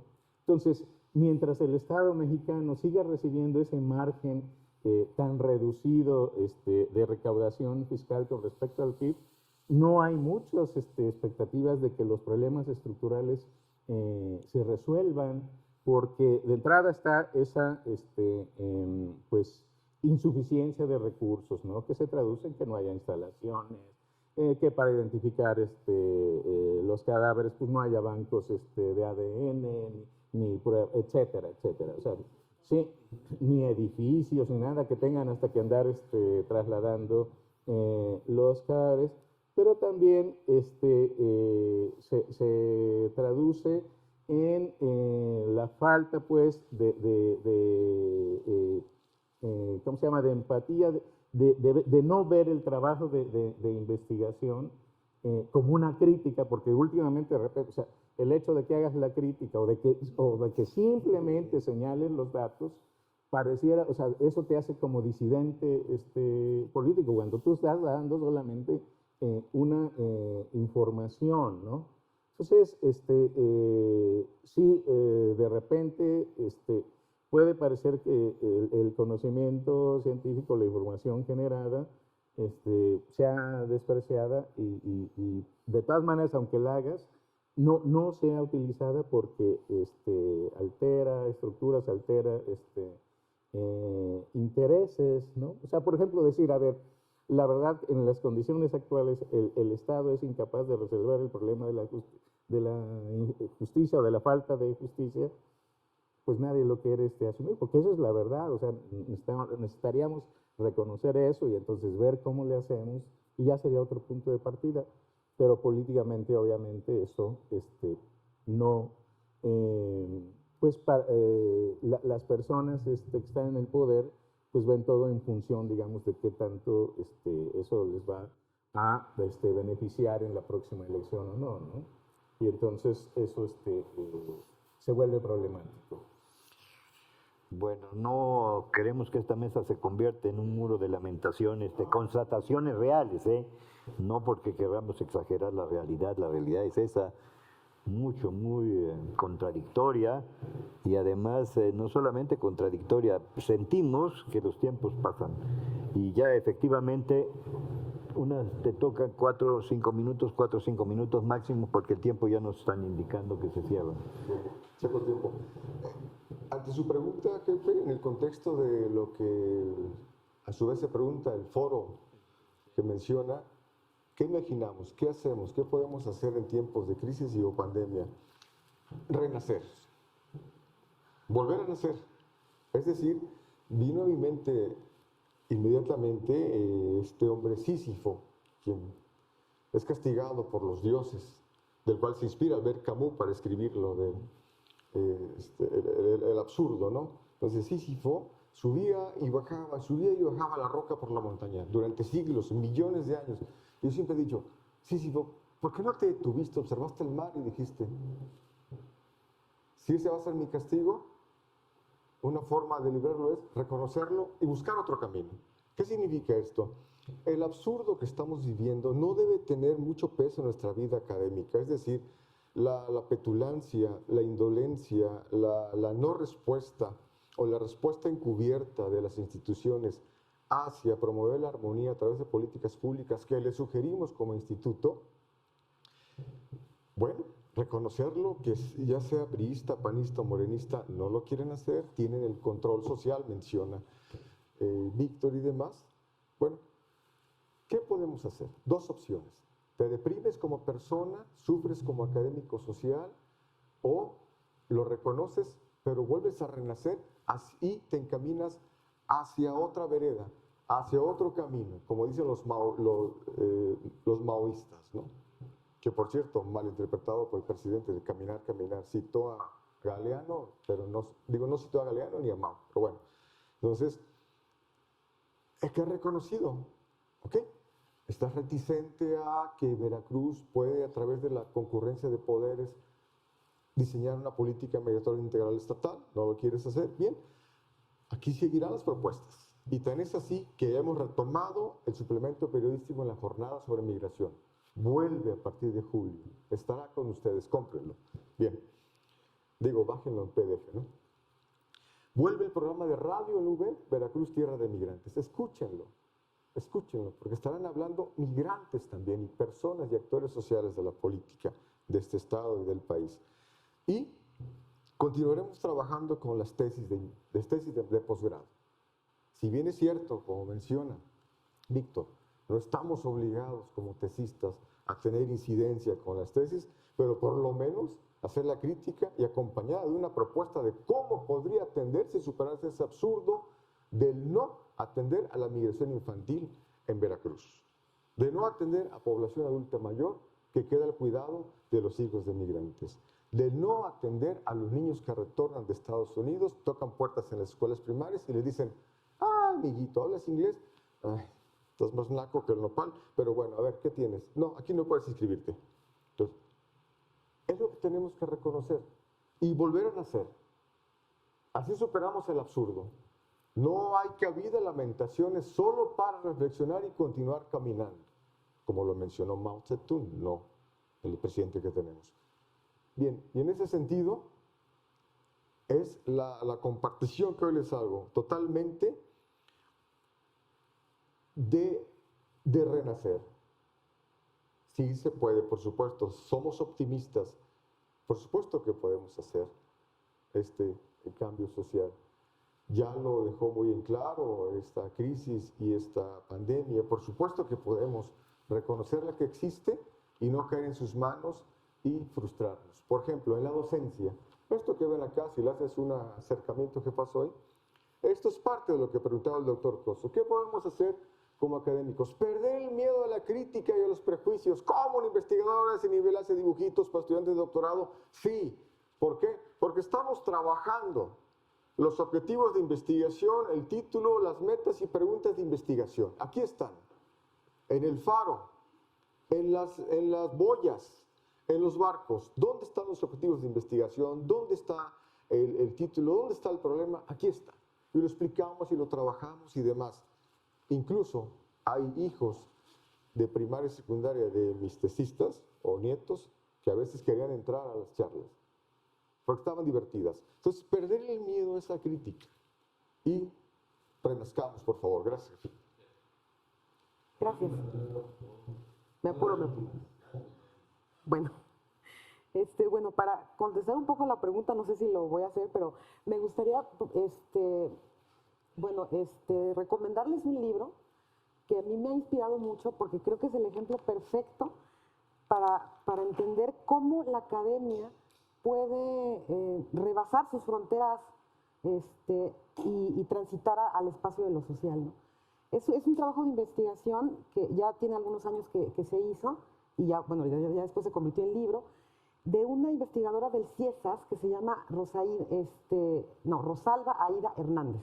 Es una antropóloga mexicana. Entonces ella hizo un trabajo, ella estaba primero pensando en hacer un trabajo para explorar el sistema de justicia desde una perspectiva de género.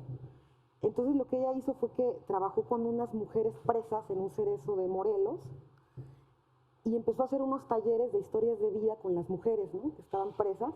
Entonces se reunían, ahí en el cerezo le dieron chance le dieron un espacio, ¿no?, y cada determinado tiempo ella iba y las mujeres se reunían y lo que ella hizo fue que les pidió a las mujeres que empezaran a hacer la historia de vida de una de sus compañeras, ¿no? De las que estaban ahí.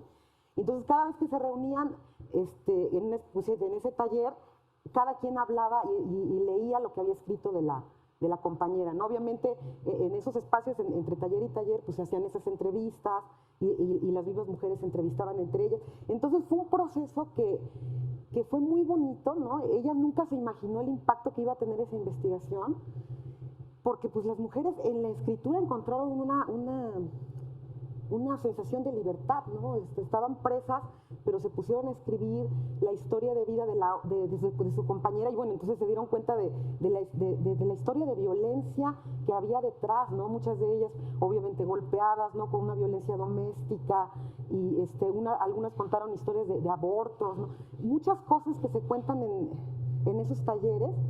Y fue tanto el impacto de los talleres que se hizo, bueno, después el libro, ¿no? El libro se llama Bajo la sombra del Guamúchil, y se llama así porque en la cárcel hay un árbol de guamúchil, y ahí las mujeres era como su espacio de recreación, ¿no? Y estaban como en contacto con la naturaleza, entonces por eso le pusieron así al libro. Entonces es un libro colectivo en el que aparecen todas esas historias de vida ahí. Y además del libro se hizo un documental en el que se retrata todo ese proceso de los talleres, ¿no? Y están ahí las mujeres hablando y leyendo sus ejercicios de escritura. Una cosa preciosa. Y ya después siguió el impacto de esto, porque muchas de ellas, cuando ya salieron, hicieron un programa de radio que le llamaron Voces del Guamúchil, en el que hablaban de la experiencia de las mujeres presas, ¿no? Y ya después sacaron más libros, hicieron una colectiva editorial, además del programa de radio, y además, o sea, lo más increíble es que a la investigadora Aida le llamaron del sistema judicial para preguntarle, oye, ¿quiénes son estas mujeres? ¿Por qué tienen estas historias? Y entonces empezaron a revisar sus procesos, ¿no? Sus juicios, y muchas de ellas salieron libres gracias a esto que se hizo, ¿no? Entonces, a mí esa experiencia de esta investigadora a mí me encanta, porque creo que resume muy bien el tema, ¿no? De esta mesa, cómo esas dimensiones pueden tener tantos impactos, ¿no? Y cómo el trabajo de la academia no se tiene que quedar solo ahí, ¿no? Y todos los frutos que hubo después de eso. Creo que eso me encanta. Y otra cosa, ya para finalizar, yo creo que también un proceso muy importante de los movimientos sociales en la actualidad es que han sabido incorporar el arte a sus luchas, ¿no? Creo que es algo que vemos ahorita. Bueno, obviamente yo lo he visto en los movimientos feministas, pero no solo en los feministas, en donde se incorpora el arte, ¿no? La pintura, la música, el graffiti, ¿no? Cada vez más la ciudad siempre está como repleta de murales, ¿no? Donde se cuentan historias a través de las imágenes. Creo que eso es una cosa que estamos viendo en el presente y que no tenemos que perder de vista, ¿no? Por ejemplo, pienso en una canción que es de una compositora mexicana que se llama Vivir Quintana, bueno, ese es su nombre artístico, y se llama así Canción sin Miedo. Entonces es una canción que ella compuso para hablar de los feminicidios, ¿no? Pero es una canción que ya cruzó fronteras, ¿no? Ya no solamente se canta en México, sino también se canta en otros países. Ha sido una canción que ha sido utilizada para hacer performance callejeros, y se ha cantado en otros idiomas. Entonces es una canción que se ha convertido en muchas cosas, en un gran símbolo, ¿no? En ese himno feminista, y eso a mí también me encanta, ese proceso, ¿no? A ella la han entrevistado mucho, y ella misma pues también está impresionada, ¿no? De todo los efectos que ha tenido la canción, porque obviamente pues es una canción muy poderosa, ¿no? Tiene unas estrofas muy, pues sí, que llegan mucho al corazón, ¿no? Por todo lo que dice. Entonces aquí me permití, bueno, no se las voy a cantar, pero traje un pequeño párrafo ya para terminar de la canción, para que vean como de qué va la canción, ¿no? Se llama Canción sin Miedo. Entonces una estrofa dice: cantamos sin miedo, pedimos justicia, gritamos por cada desaparecida, que retumbe fuerte, nos queremos vivas, que caiga con fuerza el feminicida.